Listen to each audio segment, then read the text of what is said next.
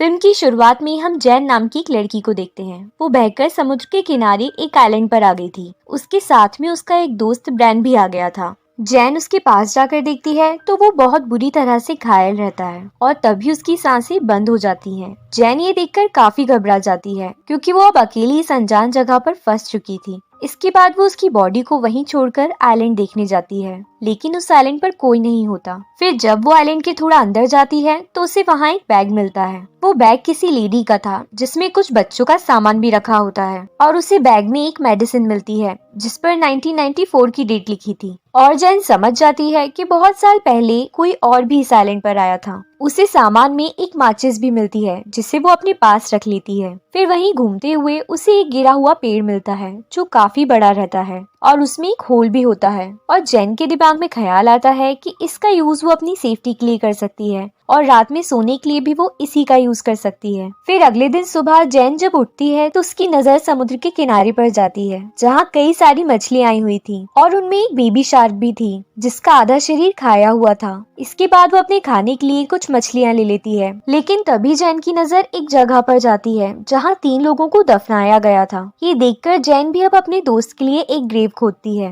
अब अगले दिन जब जैन वहाँ से गुजर रही थी तो वो देखती है कि किसी ने उसके दोस्त को ग्रेव से निकालकर आधा खा लिया है। ये देखकर जैन काफी ज्यादा घबरा जाती है। उसे समझ नहीं आता कि आखिर ऐसा कौन कर सकता है, लेकिन फिर वो समझ जाती है कि ये काम किसी जानवर का हो सकता है। इसलिए अपनी सेफ्टी के लिए वो एक औजार बनाती है और रात में बैठकर उस जानवर का इंतजार करने लगती है। इंतजार करते हुए इसकी आंख भी लग जाती है, लेकिन वो जानवर नहीं आता। अब अगले दिन सुबह जैन को समुद्र में एक सूटकेस तैरता दिखता है और वो सूटकेस लेने के लिए पानी में चली जाती है। जैन सूटकेस ले लेती है, लेकिन तभी उसे वहाँ कुछ महसूस होता है, इसलिए वो पानी के अंदर जाकर देखती है और तभी वहाँ उसे एक बड़ा सा होल नजर आता है जो काफी डरावना था, इसलिए वो तुरंत ही ऊपर आ जाती है। फिर पानी से बाहर आकर वो सूटकेस चेक करती है जिसमें कुछ कपड़े और शूज रखे होते हैं, इसलिए जैन उन कपड़ों को पहन लेती है। फिर रात में जैन बैठकर वही पर्स देखने लगती है जो उसे उस बैग में से मिला था और वहाँ उसे कुछ तस्वीरें मिलती हैं जो एक फैमिली की थी और उसे पता चलता है कि कई साल पहले एक फैमिली यहाँ छुट्टियां मनाने आई थी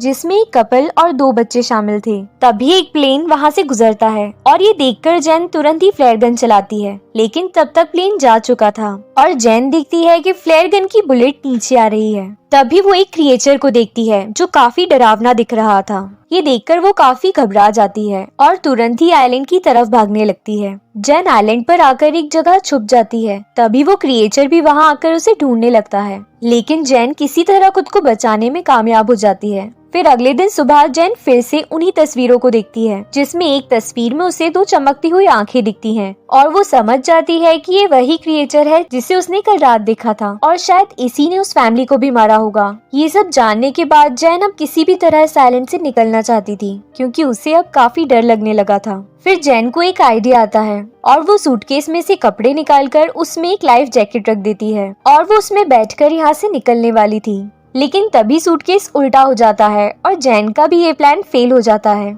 लेकिन अब रात में जैन को उस क्रिएचर से छुपने के लिए कोई सेफ जगह चाहिए, इसलिए वो उसी गिरे हुए पेड़ के पास जाती है जिसमें बड़ा सा होल है और आज वो वहीं सोने का प्लान बनाती है। फिर रात में वापस वो क्रिएचर वहाँ आता है और साथ ही उसे ये भी पता चल जाता है कि जैन उसी पेड़ के अंदर छुपी है, इसलिए वो उस पेड़ को तोड़ने की बहुत कोशिश करता है, लेकिन ऐसा कर नहीं पाता और फाइनली वहाँ से चला जाता है। फिर सुबह जब जैन पेड़ से बाहर निकलती है तो वो देखती है कि उस क्रिएचर ने पेड़ पर कई बार हमले किए थे जिसकी वजह से पेड़ टूट चुका था। फिर जैन खुद को बचाने के लिए एक और प्लान बनाती है और वो कुछ छोटी मछलियों को पानी में फेंककर बड़ी मछली पकड़ लेती है। दरअसल वो इस मछली को पेड़ पर लटकाने वाली थी ताकि क्रिएचर ये मछली खाकर वापस चला जाए, और होता भी यही है। इस तरह जैन एक रात और खुद को उस क्रिएचर से बचा लेती है। जैन देखती है कि समुद्र में एक बॉडी तैर रही थी। ये देखकर वो फौरन उसके पास जाती है और उसे एक पेड़ से लटका देती है ताकि क्रिएचर उसे न मारे।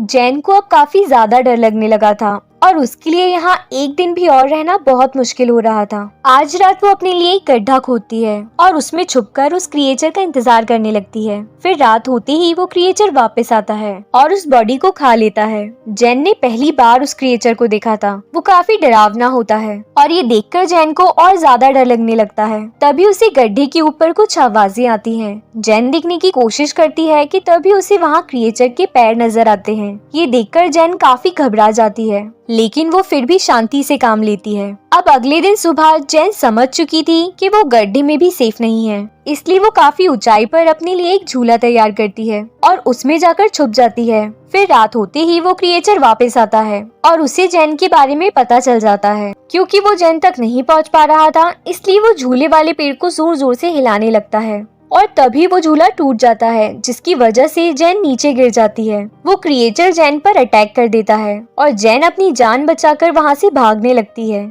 लेकिन तभी जेन देखती है कि वो क्रिएचर जमीन से ज्यादा तेज पानी में चल रहा था, इसलिए वो तुरंत ही पानी से बाहर आ जाती है और वो क्रिएचर दौड़ता हुआ उसके सामने आकर खड़ा हो जाता है। पर तभी जेन अपनी उस लकड़ी के औजार से क्रिएचर पर अटैक कर देती है, लेकिन क्रिएचर उल्टा उसे ही पानी में फेंक देता है। फिर जेन देखती है कि वो क्रिएचर वहाँ से जा चुका था, इसलिए अब वो खुद को संभालते हुए पानी से बाहर आती है और वहीं एक पेड़ पर चढ़ जाती है। फिर अगले दिन सुबह जेन देखती है कि क्रिएचर के अटैक की वजह से उसका पैर काफी जख्मी हो चुका था। तभी उसका ध्यान दूर समुद्र में एक राफ्ट पर जाता है। उस राफ्ट में जेन के दो दोस्त लूकस और मिया रहते हैं, जो किसी तरह सरवाइव करके यहाँ तक पहुँचे थे। जेन उन दोनों को देखकर बहुत खुश होती है। फिर वो दोनों को खाने के लिए कोकोनट और कुछ मछलियाँ देती है। फिर जेन उन दोनों को उस क्रिएचर के बारे में बताती है, लेकिन लूकस और मिया उसकी बातों पर विश्वास नहीं करते। उन्हें लगता है कि जेन सिर्फ कहानियां बना रही है। वो दोनों जेन को बताते हैं कि पिछले 5 दिनों से वो समुद्र में भटक रहे थे